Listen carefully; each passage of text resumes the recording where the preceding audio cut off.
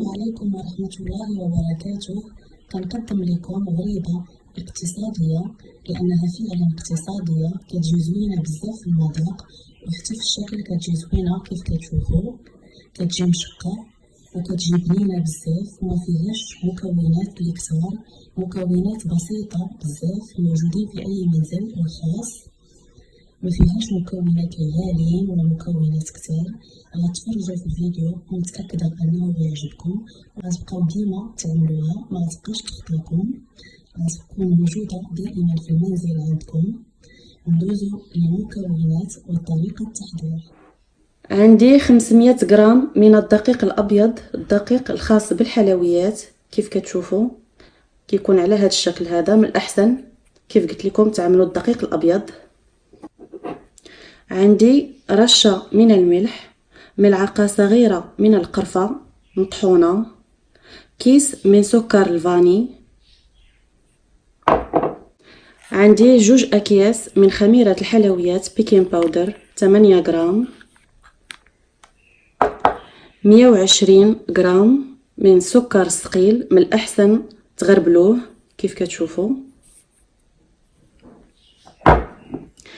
كاس بقياس كاس العنبة من زيت نباتي. الآن كنخلطوا المكونات. كنضيف الدقيق،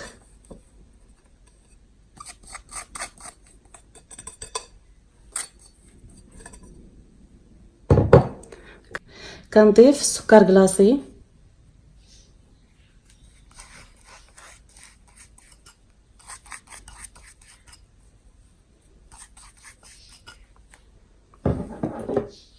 كنضيف الملح والقرفة والفاني. كتجي نسمة القرفة زوينة. هاد الغريبة غنعملوها عادية، الا بغيتو تعملوا فيها جلجلان عملوها. انا عملتها دابا عادية حتى المرة اخرى، ونعمل طريقة اخرى اللي كيتعمل فيها جلجلان او اللوز. كنضيف الخميرة،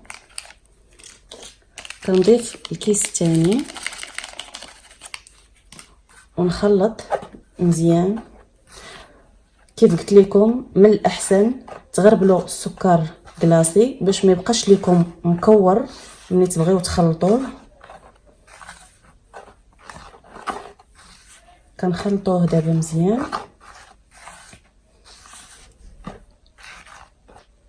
كيف كتشوفوا كنخلطوا المكونات مزيان مع بعضها.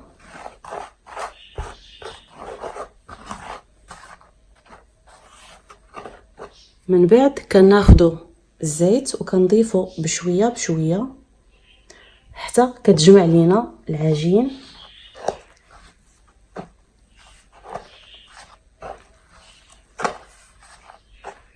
كنخلطوا مزيان وكنعملوه على هذا الشكل وكنخلطوه.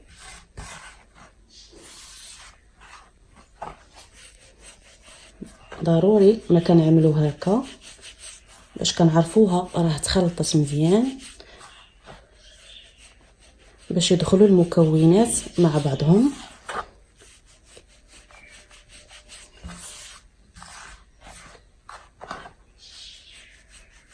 كيف كتشوفوا كنزيدوا عاوتاني الزيت.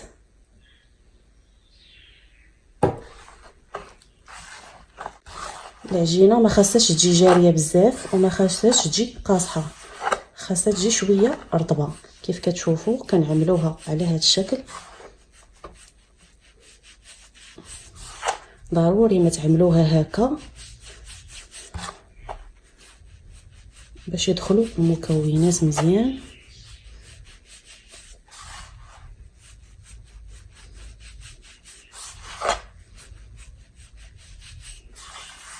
كنبقاو غاديين على هذه الطريقه. الان غنضيف عاوتاني الزيت حتى كتماسك لينا العجين مع بعضياتها. كملت هنايا ضفت كاس ديال الزيت اللي قلت لكم في العبار. الان غنزيد نصف كاس ديال الزيت. غنبقى نضيف الزيت حتى كيتجمع لينا الخليط. غنضيف الان الزيت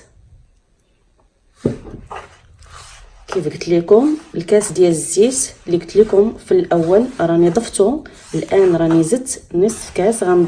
غنبدا نزيد بشويه بشويه في العجين حتى كتماسك لينا العجين مع بعضها. الزيت كتعملوه على حسب العجين، كتبقاو تضيفوا الزيت في العجين حتى كتبان لكم العجين صافي راه تماسكت مع بعضها، والعجين كتولي رطبه كيف ما بغيتو.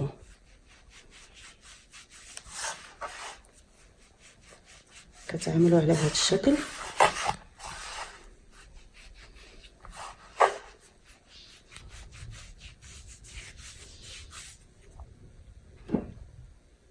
نزيدو الزيت،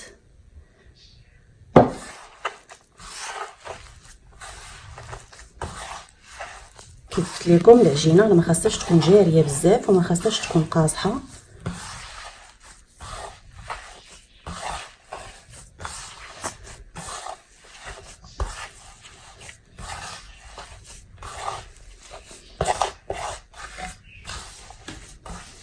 خاصها تكون على هذا الشكل هذا كيف كتشوفوا. ها هي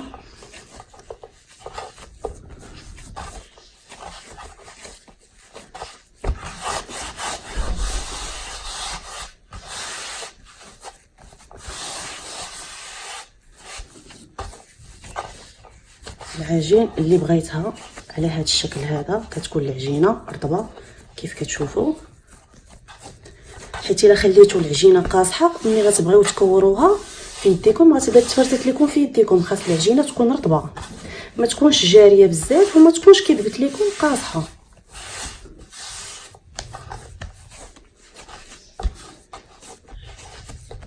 ها هي العجين اللي بغيت كيف كتشوفوا. ها هي على هذا الشكل هذا رطبه.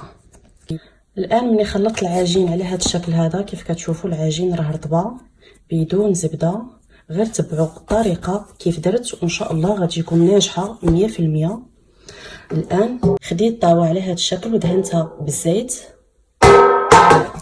الان غنكور العجين القياس اللي بغيتو من العجين، بغيتوها كبيره او صغيره القياس اللي بغيتو. كيف كتشوفوا يدي راه ما دهنهاش نهائيا بالزيت، ها هي كيف كتشوفوا ناشفه. وغنكورها على هذا الشكل كيف كتشوفوا. كيف كتشوفوا العجينه كيف دايره، كيف قلت لكم يدي راه ما دهنهاش بالزيت. ها هي العجينه مزيانه. غنحطها في اللاطه كنزيدو الثانيه كنكوروها كيف كتشوفوا على هذا الشكل كيف كتشوفوا، ونباعدوهم على بعضياتهم كيف كتشوفوا. نباعدوهم على بعضياتهم حيت ملي غنعملوهم في الفرن غيكبروا باش ما يتلاصقوش لينا مع بعضياتهم. وكنبقاو غاديين على نفس الطريقه. كنكوروا الثالثه كيف كتشوفوا وغنحطوها كيف قلت لكم. هاد الغريبه وكتجي بنينه بزاف.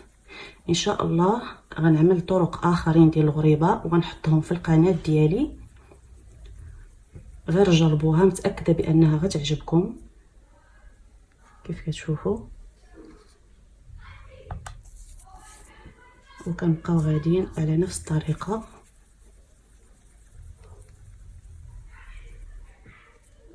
كتشوفوا كيف كتشوفوا العجينه كيف دايره رائعه العجينه.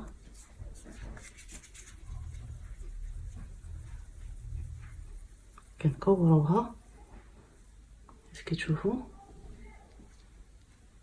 الان كملت الغريبه ديالنا كيف كتشوفوا. بعدتهم على بعضياتهم. ملي تعملوهم في اللاطه ما تقربوهمش على بعضياتهم لانكم ملي غترميوها في الفرن غيتزاد الحجم ديالها، وإلا كانوا قراب من بعضياتهم كيتلاصقوا.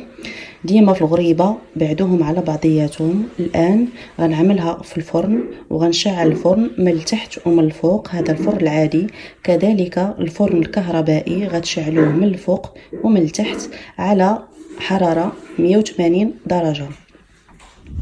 الشكل الاخير ديال الغريبه كتجي على هذا الشكل هذا، كيف كتشوفوا كتجي زوينه بزاف وكتجي مشقه وكتجي في المذاق رائعه. كنتمنى تجربوها، متاكده غتعجبكم. وكيف شفتوا في الفيديو ما كتاخذش من الوقت كتير وما فيهاش مكونات اللي غاليين او كثير، مكونات بسيطه جدا والخاص بزاف. عملوها، متاكده انها غتعجبكم. وكنتمنى يعجبكم الفيديو وتشتركوا عندي في القناه وتعملوا الجرس باش يبقى يوصلكم كل جديد.